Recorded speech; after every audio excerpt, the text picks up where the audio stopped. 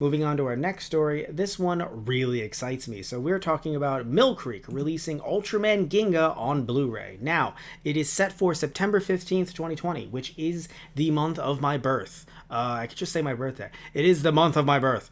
And not that day specifically, but still, it's my birthday month. So I'm going to try to talk to some friends and be like, hey, how's it going?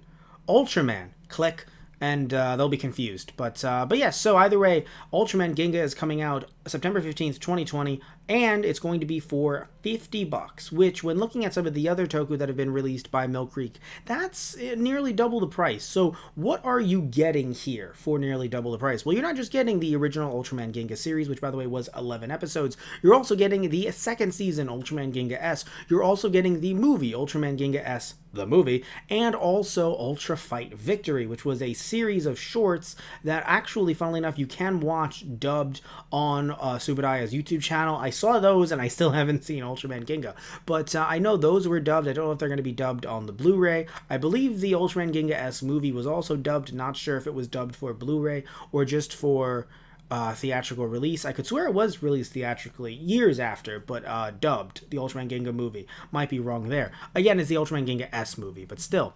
Now, looking at Ultraman Ginga S, I know that Ultraman Ginga, that series was 11 episodes, but I want to make sure that the second season... Okay, so the second season was 16 episodes, so you're getting 27 episodes, which honestly... pretty good. And again, the movie and the Ultra Fight Victory shorts. Now, for some of you out there that are looking at the $50 price point and are still saying, but Matt, pound for pound, didn't we get more bang for our buck with some of the other Ultra series that were released on Blu-ray when compared to this one? And here's the thing, right? So I have no idea what the inner workings are between Mill Creek and Subudaya with their contracts. I will never know. That's not stuff that, any of us are privy to. That's something that's usually, kept behind closed doors between both companies. But what I do know about licensing, at least when it comes to the anime world, when it comes to licensing different series, even though it's the same series, you're thinking it's Ultraman Ginga still, no matter what. But the thing is, when you look at Ultraman Ginga, the first season versus the second season versus Ultraman Ginga S the movie and Ultra Fight Victory, those potentially are 4 different contracts. So when it comes to putting them all on the same set, it probably makes sense because I believe, even though I've never seen Ultraman Ginga, when I saw Ultra Fight Victory, Ginga was in it. So because Ginga is in that, it makes sense to put that alongside the movie and the seasons, and also potentially with how it might be a popularity thing as well, with how popular Ginga is. Why would they split up the seasons, especially one season being only 11 episodes and the Ginga movie being the Ginga S movie? They probably thought that it was best to bundle these all together. So that might have to be more costs individually with different contracts. So that might potentially be why. It might also be just more discs as well. Yes, normally discs are very inexpensive nowadays to print, but getting, bigger holders to have the, the disc, instead of it just being like, one Ultraman Ginga S disc or Ultraman Ginga original disc, and then one disc for the movie and one disc for Ultra Fight Victory, you might have to have like 6 or 7 discs. That does end up being a bit more expensive as well. Not crazy expensive, but again, with how many that they're printing. I really do think though that this might have to do more with licensing costs than it does with printing discs or having, tray holders in their boxes. But still, though, I have noticed that some of the other sets like Ultraman Geed seem very packed in, very tight. So I am wondering if maybe they're looking at that like, we can't pack it in that tight. We have to have a bigger case. We also don't know if they're going to come with like any kind of art books or something like that, like the original Ultraman did. I don't think they will, but still, you never know what other goodies might be packed inside.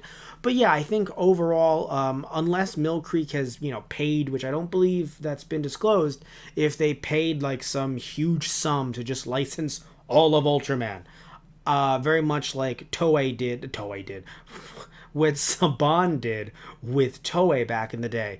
But I don't believe that is the case at all. I'm pretty sure they are doing this as a show, on a show-by-show basis. So in doing something like that, you do have licensing costs happening per show, and that probably is why... And again, I know for some of you out there, you're thinking, no, but it's the second season of the show. Yeah, but that's not always the case, you know?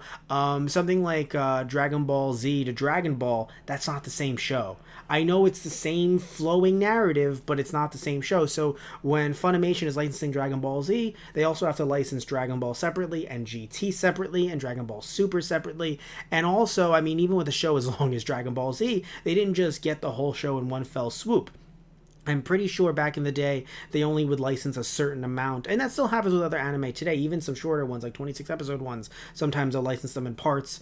There's a reason, there's many different reasons why a company like Funimation will put out, a series of episodes, let's say 13 in one DVD set, and so, et cetera, et cetera, also to try to recoup costs. But still, looking at it from a licensing perspective, yeah, it does seem as if they are paying per show, this is 4 different licenses on one series set. So it's not going to financially make sense to put it out for, 25 to 30 bucks, like some of the other stuff out there. Now, usually movies actually cost a pretty penny. So I'm shocked that some of the other series that have come out have been like 25 bucks, including the movie. I'll be honest, that does shock me. But I do wonder if maybe, with Tsubadaya, they're not putting a huge emphasis on the films, but maybe they are on the seasons. So the fact that it's 2 seasons of a show, maybe that ends up, making the price more expensive.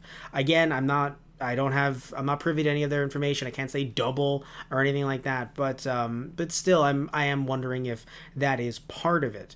Also, it might just be the times that we're in right now. Maybe things are a bit tougher on Mill Creek's end, and they had to increase the price of the disc. I don't know. I really don't.